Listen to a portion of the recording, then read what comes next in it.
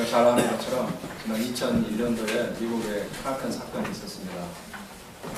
테러가 있어서 미국의 경제 상징으로 여겨지던 월드 트레이드 센터 빌딩 부채가 완전히 무너져서 제가 됐고, 또 미국의 국방을 책임지는 펜타곤이 3분의 2가량이 무너져 내렸습니다.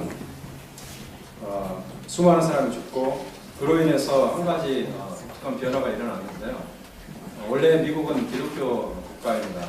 그래서 다 문화적인 기독교인이라고 그러는데, 많은 사람들이 크리스마스나 부활절 이럴 때만 교회를 다니는 경우가 있었는데, 이 사건을 계기로 해서 그런 문화적인 크리스찬들이 서점에 가서 성경을 사고, 그리고 성경을 펴서 읽기 시작하고, 정기적으로 주일날 예배를 참석하는 그런 일이 있었습니다. 그래서 미국에 당한 재앙이 신앙적으로 많은 회복을 이끌어내는 그런 역할을 하게 되었습니다. 사실 많은 것을 잃어버렸고, 또 잃고 나서 회복하는 것이 지혜로운 일이 아닌 것 같지만, 그러나 잃고서도 회복하지 못하는 사람보다 잃고 나서라도 회복하는 사람이 더 지혜롭지 않겠습니까? 그래서 세상에도 그런 말이 있죠. 늦었다고 생각할 때가 가장 빠르다는 말이 있는데, 신앙의 세계에도 마찬가지인 것 같습니다. 우리가 이 땅을 살아가면서 여러 가지 어려움을 당하기도 하고, 또 하나님께 또 징계를 받을 수도 있습니다. 그러나 그때라도 우리가 하나님께로 돌아간다면 그것은 결코 늦은 것이 아니라는 사실을 알아야 됩니다. 하나님은 언제라도 우리를 회복할 준비를 하고 계시고, 하나님께 돌아오는 사람을 기꺼이 회복하시기 때문에, 우리가 하나님의 그런 마음을 안다면 우리가 하나님께 돌아가기에는 절대로 늦은 시간이 없음을 우리 분명히 알 수 있습니다. 늦었다고 생각할 때가 있겠죠. 그러나 하나님은 늦지 않다고 말씀하십니다. 오늘 본문에 보면은 우리 하나님께서 이렇게 말씀하십니다. 너희는 이제라도 내게로 돌아오라 라는 말씀이죠. 이제라도 라는 말을 하나님께서 강조하고 계십니다. 이제라도. 너희들이 생각할 때는 이미 늦었다고 생각하지만, 지금이라도 돌아오면 가능성이 있고, 지금이라도 돌아오면 회복할 수 있다. 이것을 하나님이 말씀하시는 것입니다. 실패하고 넘어지는 일이 있다 할지라도 그것이 다 끝이 아닙니다. 기도응답이 없다 할지라도 그것이 끝이 아닙니다. 하나님께서 때로는 우리를 향해서 눈을 닫을 수도 있고, 귀를 닫을 수도 있고, 때로는 징계할 수도 있습니다. 그러나 그것이 끝이 아닙니다. 하나님께서는 다시 자기를 찾는 자들에게 회복의 길을 열어주시고 구원을 허락하시는 분이기 때문에 그것이 끝이 아님을 알아야 됩니다. 만약에 그 상황에서 깨닫지 못하고 돌아오지 않는다면, 계속해서 하나님에 대해서 완악한 마음을 품고 하나님을 대적하며 살아간다면 그런 사람은 소망이 없겠죠. 그러나 마음을 돌이켜서 주님께 돌아오는 사람에게는 누구에게나 소망이 있고 길이 있는 법입니다. 하나님은 창조의 전문가라는 사실을 우리가 기억할 필요가 있습니다. 이 세상에 하나님의 능하심으로 창조가 되었는데, 하나님은 창조에 있어서 전문가이십니다. 아무리 망가져서 고칠 수 없는 것처럼 보일지라도 하나님께 맡겨지면, 우리가 보기에는 망가져서 완전히 끝났다, 더 이상 고칠 수가 없다, 이렇게 판단된다 할지라도 하나님의 손에 붙들리게 되면 하나님께서는 그것을 완전히 새 것처럼 고쳐주십니다. 완전히 새롭게 재창조해 주시는 것이 하나님의 은혜입니다. 그래서 소망이 있는 겁니다. 그래서 소망이 있어요. 창조의 전문가이신 하나님께서 우리를 또는 그 사람을 새롭게 하셔서 완전히 처음부터 다시 시작할 수 있도록 길을 열어주시는 것입니다.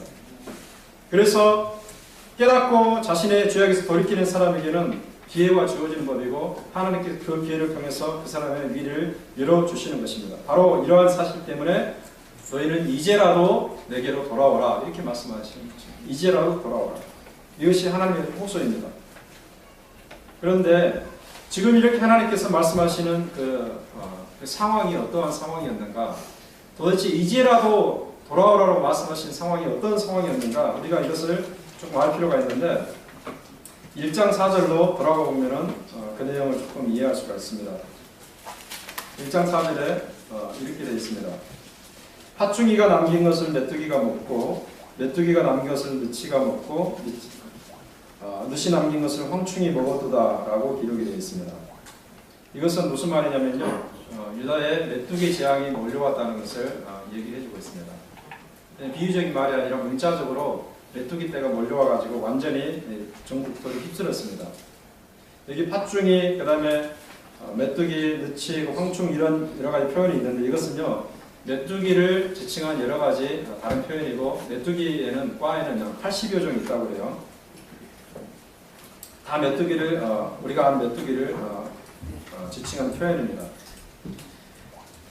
우리는 사실 메뚜기 떼의 재앙을 이렇게 경험한 그런 사람들이 아니죠. 우리가 살아가는 환경은 그런 환경이 아닌데 이런 그 북아프리카라든지 그다음에 서남아시아 이런 지역에는 이 메뚜기 떼의 재앙이 상당히 많다고 그래요. 그래서 보통 메뚜기가 이렇게 떼지어 멀리 다니게 되면은 100억 마리 정도가 이렇게 다닌다고 합니다. 100억 마리 이상이 떼를 지어 다니는데 한때가 이 100억 마리가 구성되고 있는 한때가 하루에 먹어치는 양이 어느 정도 되냐면요. 4만 명의 사람들이 1년을 먹는 양보다 4만 명의 사람들이 1년을 먹는 양보다 한때 메뚜기 떼가 먹어치우는 양이 훨씬 많다고 합니다. 실제로 1958년 에티오피아에 메뚜기 떼 습격이 있었는데 그 당시에 어떤 피해가 있었냐면요. 16만 7천 톤의 곡식이 없어졌습니다. 16만 7천 톤의 곡식이 없어졌는데 그 환산하면은 100만 명의 사람이 1년 동안 먹을 수 있는 곡식이라고 해요. 그것을 며칠 만에 그냥 메뚜기 떼가 다 먹어버린 겁니다. 지금 1장 4절에 나타나는 그런 현상이 지금 바로 이것을 얘기를 해주고 있습니다. 곡식을 자르기 시작해서 완전히 끝장나 버릴 정도로 메뚜기 떼 습격이 완벽했다는 것을 지금 요엘 선지자가 얘기를 해주고 있습니다. 밭에 과일나무라는 과일나무, 그 다음에 채소라는 채소, 곡식이라는 곡식은 전부 다 없어지고 만 거죠. 얼마나 심각했냐면은 1장 9절에 보면은 소재와 전제가 여호와의 성전에서 끊어졌다라는 말이 있습니다. 이것은 메뚜기 떼가 습격해가지고 모든 곡식, 야채, 과일을 다 먹어가지고 지금 이런 상황이 벌어지는데 소제라는 것은 뭐냐면요, 5가지 제사 중에서 곡식을 갈아가지고 드리는 제사거든요. 곡식을 갈아서 드리는 제사이기 때문에 메뚜기가 곡식을 다 먹었으니까 드릴 만한 재물이 없는 겁니다. 소제가 끊어졌다는 말이죠. 전제라는 것은 뭐냐면은 포도주를 그 제단에 따라 드리는 제사입니다. 그러니까 포도 역시 다 먹었기 때문에 따라드릴 재물이 없는 것입니다. 소재와 전제가 여호와 성전에서 끊어졌다. 지금 이렇게 얘기하고 있는 것입니다. 얼마나 그 재앙이 처참했는지 우리가 충분히 짐작할 수가 있습니다. 그런데 그 메뚜기 재앙이 무엇 때문에 일어났는가? 결국 우연이 아니었습니다. 우연히 닥친 것이 아니고 뭔가 이유가 있었습니다. 오늘날에도 우리가 이 땅을 살아가다 보면 여러 가지 자연재해를 만나잖아요.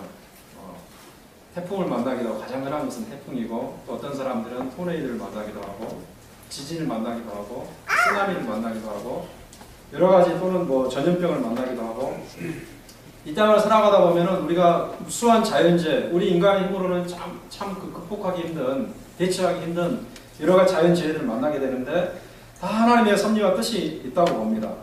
이 당시에 유다 사람들이 이 메뚜기 떼의 재앙을 만난 것은 사실 그들의 삶 속에 있었던 죄악 때문이었는데 이 상황이 어떤 때였냐면요. BC 9세기 말년부터 8세기 초엽이었는데 이때는 누가 다스렸냐면 아달랴라는 여왕이 다스렸고 요아스라는 사람이 다스렸는데 아달랴는 어떤 사람이었냐면요. 원래 유다 사람이 아닌 이방 사람의 외손녀였습니다. 그러니까 시돈은 이방 사람들인데 시돈 왕의 외손녀, 시돈의 딸이 북이스라엘의 아합과 결혼해서 그 아합과 결혼한 이스라엘 나왕 여자가 바로 아달랴였습니다. 근데 이 아달랴가 자기가 외갓집 핏줄인 이방 사람인데 유다에 시집을 오게 된 거죠. 이 아달랴가 정권을 잡아서 한 일이 뭐냐면 자기 어머니처럼 유다 전체의 바알 종교를 퍼뜨렸습니다.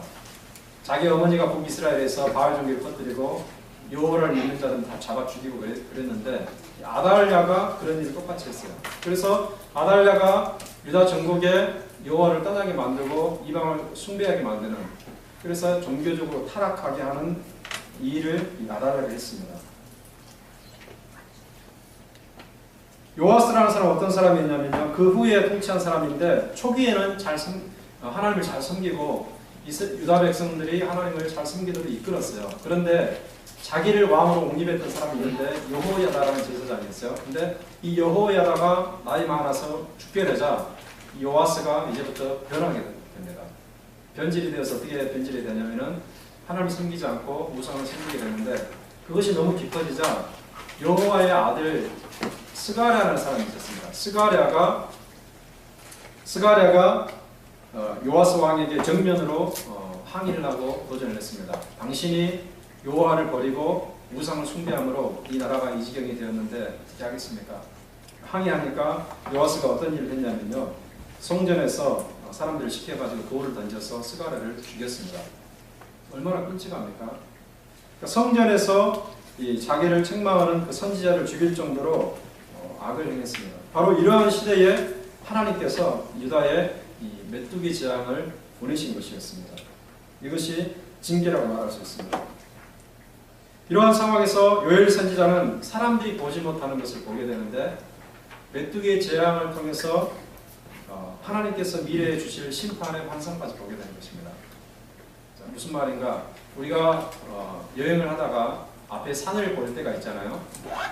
우리가 여행을 하다 보면은 평평한 광야에서 먼 발치에 나타나는 산을 볼 수가 있습니다. 그런데 앞에 산맥이 하나가 있고 또 뒤에 산맥이 또 있을 수가 있잖아요.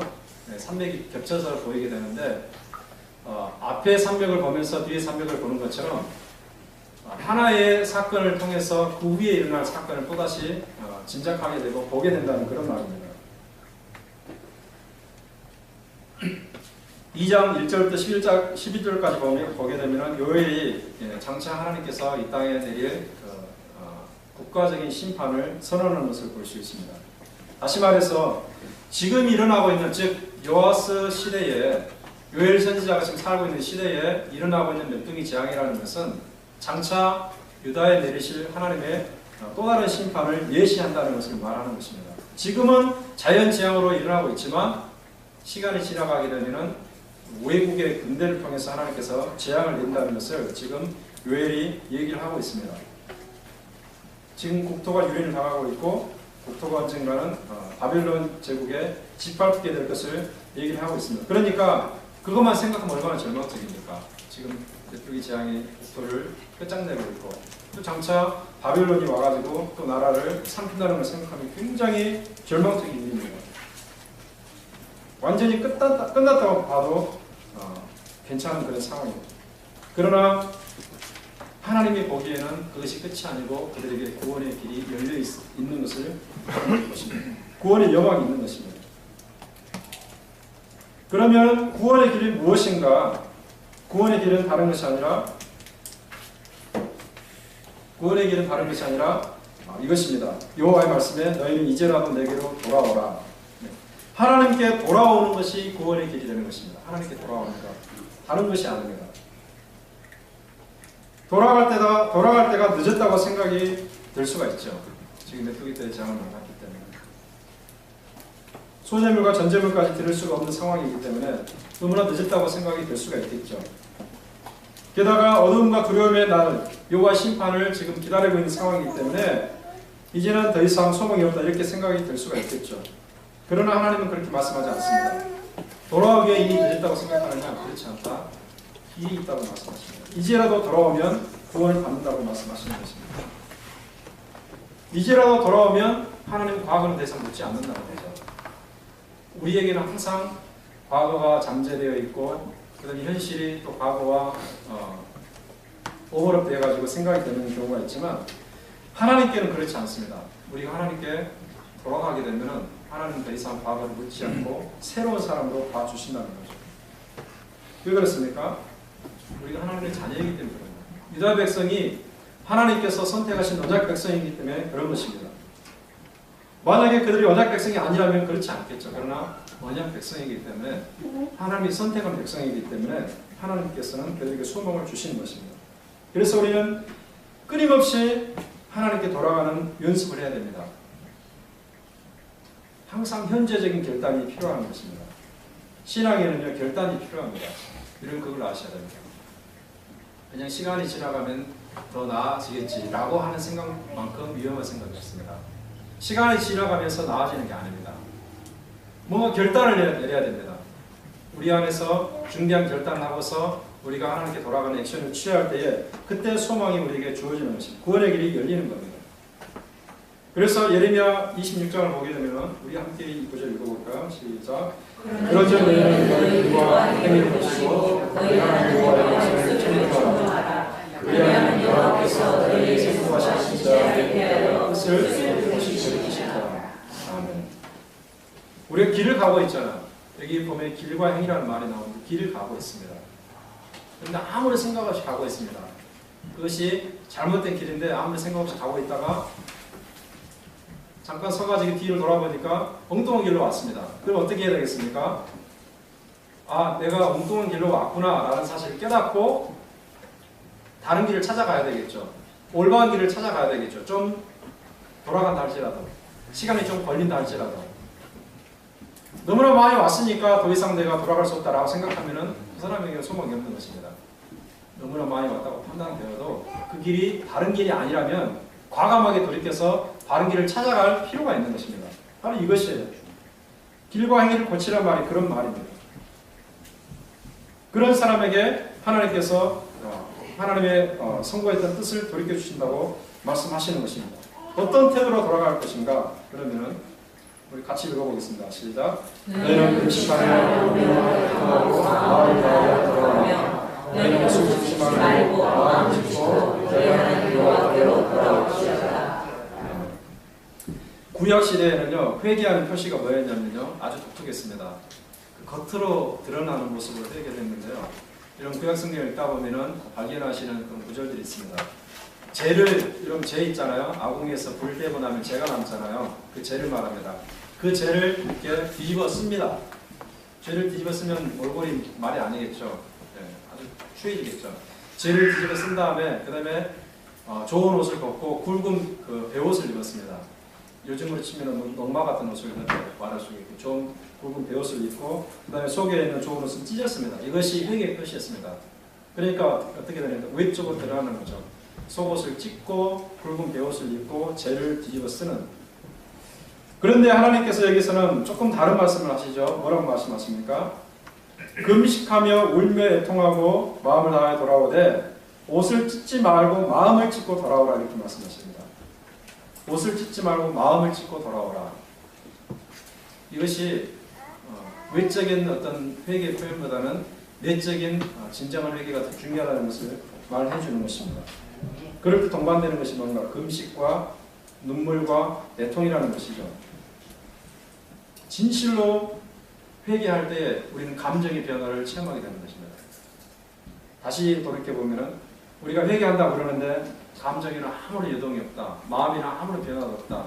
눈물도 없고 슬픔도 없고 자기 자신에 대한 어떤 뭐랄까요, 아픔도 없다. 그러면 그 회개가 아니라는 거죠. 내가 한 일에 대해서 잘못을 느낀다면 마음에 아픔이 있다는 겁니다.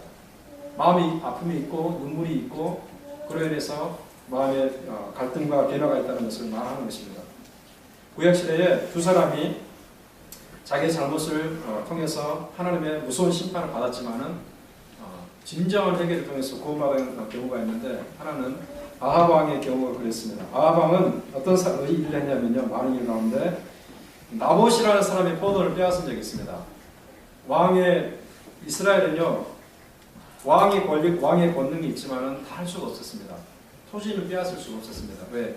토지라는 것은 하나님께서 각 사람에게 정해주신 유업이었기 때문에, 유업이자 기업이었기 때문에 아무리 권력이 있는 사람이라 할지라도 땅을 뺏을 수가 없었는데 아합 왕이 자기 부인 이세벨의 어떤 지혜를 통해 가지고 나봇의 포도원을 그냥 뺏고 나봇을 죽이는 일이 있었습니다.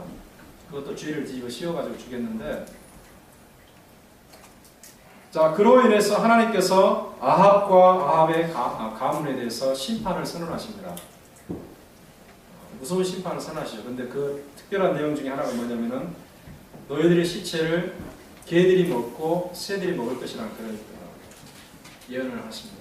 얼마나 처참합니까? 사람이 시체를 개들이 먹고 새들이 먹는다. 그러니까 매장을 못 당한다는 거죠. 매장을 당하지 못할 정도로 그렇게 처참한 심판이 선언이 되는데 그 무서운 재앙을 듣고 나서 이 아합이 취한 행동이 바로 회개했습니다. 철저하게 진심으로 회개를 했습니다. 하나님 잘못했습니다. 한 번만 도와주십시오. 한 번만 용서해 주십시오. 했더니 하나님께서 아합에게 내리고자 했던 징계를 유보하시는 은혜를 베푸셨습니다. 니느웨 성읍도 유사했습니다. 하나님께서 요나라는 선지자를 보내가지고 니느웨 사람들에게 심판을 선언했는데 40일이 지나면 니느웨 성읍이 무너진다는 심판을 했습니다. 40일이 지나면 이 성읍이 무너질 것입니다. 왜? 이 성읍에 죄악이 충만했고 관영하기 때문에 하나님께서 도저히 그냥 두고 보실 수가 없습니다. 그래서 무너진다고 선언했을 때에 그 내용을 왕이 듣고 관리들이 듣고 백성들이 들었을 때에 왕에게 중대한 결단이 있었습니다. 전국적으로 칙령을 내려가지고 모든 사람은 물론이거니와 사람들이 집에서 기르는 가축까지 먹지 못하게 했어요. 금식하면서 잘못을 뉘우치는 표시를 보였습니다. 하나님께서 그것을 보시고 그들의 진심을 보시고 선언했던 재앙을 거두시는 그런 은혜를 보여주셨습니다. 자, 이런 사례를 통해서 보면은 하나님은 우리가 진정으로 회개하게 되면은 진정으로 마음으로 돌이키게 되면은 하나님께서 재앙을 거두시기도 하시고 구원을 베풀기도 한다는 사실을 우리가 알 수 있습니다. 그렇기 때문에 우리가 마음으로 하나님께 향해야 됩니다. 마음을 찢으라 그랬잖아요. 마음을 찢으라. 이걸 왜 그러한가? 이건 비유적인 표현이니까 어떻게 마음을 찢습니까? 옷을 찢는 것은 이해가 되지 마음을 찢는 것은 이해가 안 되잖아요. 그러니까 마음을 찢으라는 것은 그만큼 자기의 마음에 애통함을 느끼고 슬픔을 느끼고 자기 자신에 대해서 잘못을 느끼고 그렇게 마음을 돌이켜서 하나님께 돌아오라는 그런 말을 하는 것입니다. 여러분 신앙생활하면서 가장 위험한 것이 뭔가 이런 거 분명히 잘 아셔야 될 내용인데요. 가장 위험한 것은 뭐냐면요. 마음이 딱딱해지는 것입니다. 마음이 그것을 완악해진다고 말하죠. 마음이 강팍해진다고 말하죠. 마음이 딱딱해지는 것만큼 위험한 것이 없습니다. 마음이 딱딱해진다는 것은 도대체 무슨 말인가? 이런 것입니다. 내가 하나님께 한번 죄를 지었잖아요. 근데 하나님께서 즉각 심판하지 않습니다. 그러니까 하나님이 안 계신다고 생각하거나 하나님께서 못 보셨다고 생각하거나 하나님께서 그냥 지나간다고 생각하셔서 또 똑같은 죄를 짓게 됩니다. 그렇게 해서 계속해서 반복되다 보면은요, 나중에는 죄에 대한 감각이 없어지게 됩니다. 마치 우리가 운동을 하게 되면은 굳은 살에 베긴다고 그러잖아요. 농부들의 경우 보면 다 굳은 살에 베기잖아요. 하도 이렇게 농기구를 많이 잡기 때문에 굳은 살에 베기게 되면은 그 살에다가 바늘을 찔러도 피도 나지 않고 아프지도 않습니다. 제가 얼마 전에 그 TV를 통해서 봤는데 어떤 분이 주먹쥐고 이렇게 물구나무 서는 아주 특이한 분이 있었는데 돌밭에서도 물구나무 서더라고 주먹쥐고요. 그런데 살을 보니까 여기 완전히 굳은 살이 베겨가지고 아픔을 느끼지 못한다고 합니다. 마음이. 그런 것처럼 마음이 자꾸 이렇게 딱딱해지다 보면은 자기가 잘못을 하는데도 불구하고 양심의 가치가 없게 되고 하나님의 그 심판에 대한 두려움이 없게 됩니다. 이것이 마음이 완악해진다고 해요. 마음이 딱딱해진다고 해요. 근데 이것이 가장 위험한 것을 우리가 알아야 돼요. 그 결과가 무엇인가? 바로 왕의 경우를 보면은 마음이 완악해져서 자기의 장제를 빼앗기고 자기의 군대가 물에 수장되는 자기 권력을 잃게 되는 그런 처참한 결과를 맞았습니다. 가룟 유다도 마찬가지예요. 마음이 완악해졌어요. 자기 스승을 팔면서도 죄책감이 없는 거예요. 나중에 결국은 몸에서 자살하게 되는. 그러니까 우리는 뭐를 신경 써야 되는가? 마음을 신경 써야 되는 거예요. 그래서 모세가 이런 얘기를 합니다. 너희는 마음의 할례를 하고 목을 곱게 하지 말라 그랬어요. 구약 성경에서 교만한 사람을 향해서 뭐라고 해요? 목이 뻣뻣한 사람이라고 그렇게 칭하거든요. 목이 뻣뻣한 사람이다. 스티프 넥이라고 합니다. 목이 뻣뻣한 사람이다. 그런 사람에게 하나님께서 하시는 말씀은 목을 곱게 하지 말라. 목을 숙이라는 거죠. 그러니까 하나님에 대해서 목을 숙이라는 거죠.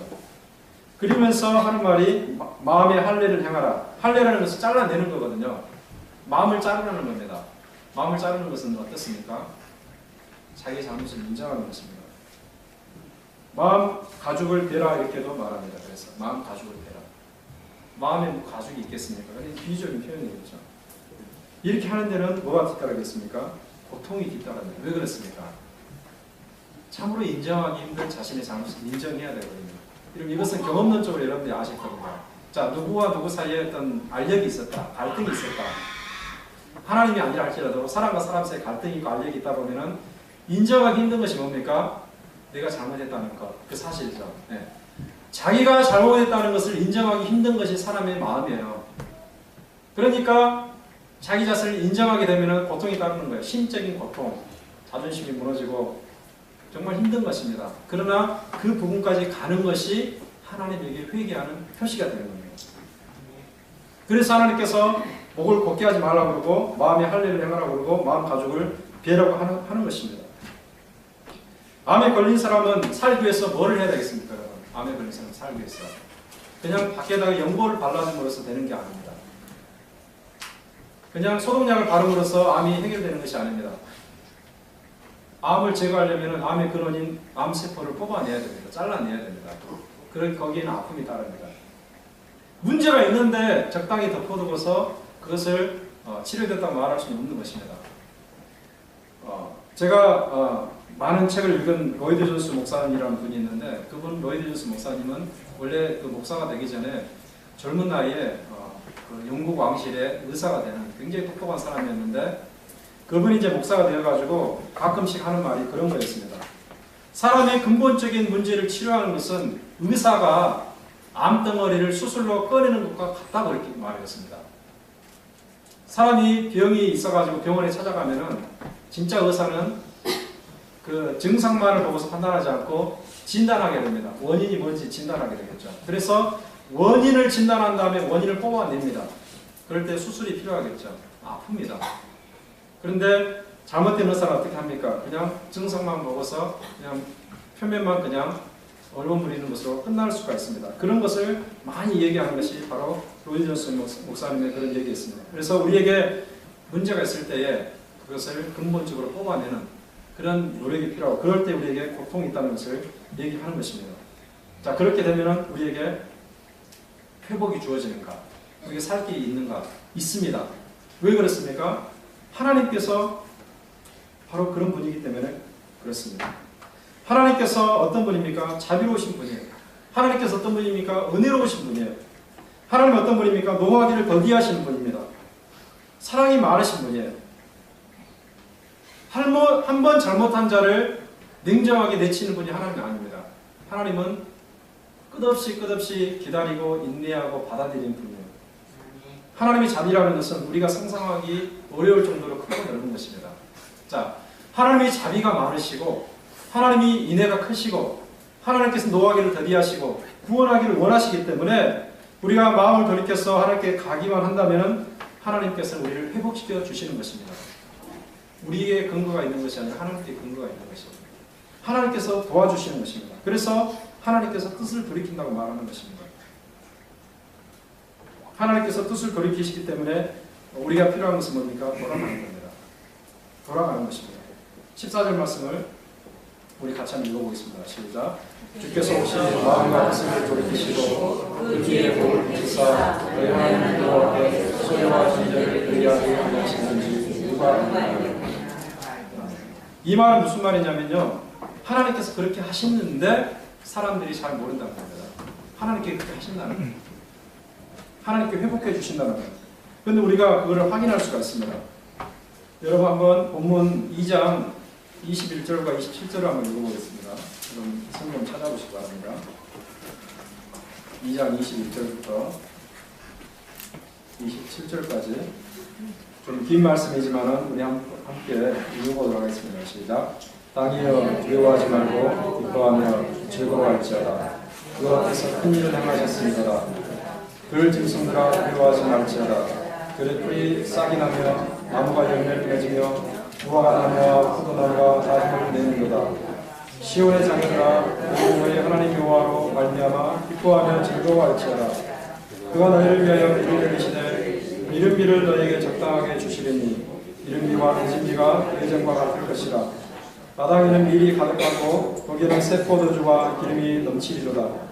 내가 전에 너희에게 보낸 큰 군대 곧 메뚜기와 느치와 홍충과 헛중이가 먹은 횟수대로 너희에게 갚아주리니 너희는 먹되 풍족히 먹고 너희에게 놀라운 일을 행하신 너희 하나님 여호와 이름을 찬송할 것이라. 내 백성이 영원히 수치를 당하지 아니하리로다. 그런즉 내가 이스라엘 가운데 있어 너희 하나님 여호와가 되고 다른 이가 없는 줄을 너희가 알 것이라. 내 백성이 영원히 수치를 당하지 아니하리로다. 마지막에 뭐라고 했습니까? 내 백성이 영원히 수치를 당하지 아니하리로다. 수치를 당하는 때가 있습니다. 그러나 영원히는 아닙니다. 왜? 자기 백성이니까. 하나님의 백성이니까. 그러므로 우리가 이 하나님의 마음을 안다면 우리는 이미 늦었다고 생각하는 때라 할지라도 하나님께 돌아가는 결단을 해야 됩니다. 아까 제가 말씀드렸죠? 결단이 중요한 것입니다. 우리가 아무리 오랫동안 걸어왔다 할지라도 그 길이 잘못된 길이라고 판단이 쓴다면 하나님의 말씀에 비추어서 이것이 잘못된 길이구나. 네가 엉뚱한 길로 돌아왔구나. 판단이 쓴다면 과감히 돌이켜야 됩니다. 우리가 잘못된 길을 간 사람의 경우는요. 많이 가면 많이 갈수록 손해입니다.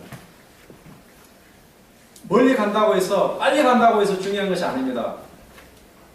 멀리 가고 빨리 가는 것이 일견 좋은 것이겠지만은 잘못된 길을 갔다면 표적을 벗어난 길을 갔다면은 정말 그것은 재앙이 될 것입니다. 그러면 돌이켜서 다시 돌아가야 돼요. 바른 길로 찾아가야 됩니다. 오늘 하나님께서 우리에게 하시는 말씀이 그런 것입니다. 지금 돌아오라 그런 것입니다. 과거를 청산하고 지금 돌아오라. 이것이 우리에게 각자 어떻게 해석이 될지 모르겠습니다. 우리는 각각 다양한 환경 속에서 다양한 삶을 살고 있습니다. 그러나 하나님의 말씀은 한 가지입니다. 하나님의 말씀이 각각 다양한 환경 속에서 다양한 경험을 하고 있는 우리에게 각각 다르게 해석이 될 것입니다. 중요한 것은 우리의 길이 잘못되었다면 돌이키는 것입니다. 돌이키면 하나님께서 받아주시는 것입니다. 그리고 하나님께서 뜻하셨던 그 모든 재앙을 거두시고 우리에게 길을 열어주시는 구원의 소망을 보여주시는 것입니다. 이 하나님 우리가 바라보면서 끊임없이 결단하고 하나님께 돌이킴으로써 하나님께 복을 받는 저와 여러분이 되시길 주님의 이름으로 축원합니다.